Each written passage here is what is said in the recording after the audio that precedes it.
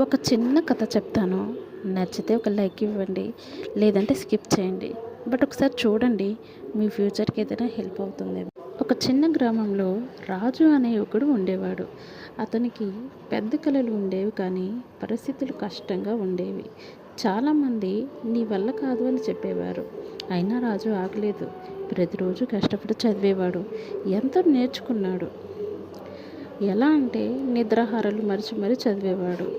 ఎన్నోసార్లు విఫలమైనా మళ్ళీ లేచాడు. చాలా కష్టపడి చదివేవాడు. చాలా చదివాడు. కానీ అతను చూసి గ్రామంలోని అందరూ నవ్వేవారు.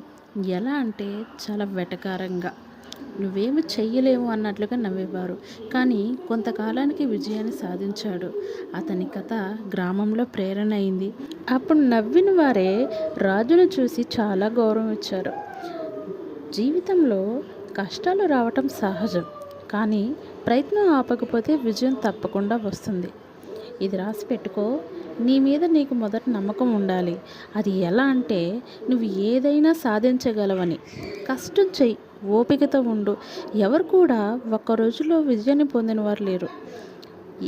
ప్రతి వారికి కూడా సంవత్సరాలు పట్టాయి.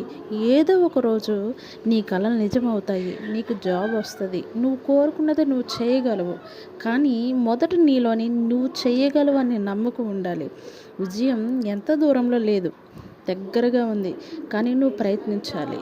నువ్వు మొదలు పెడితే చాలు.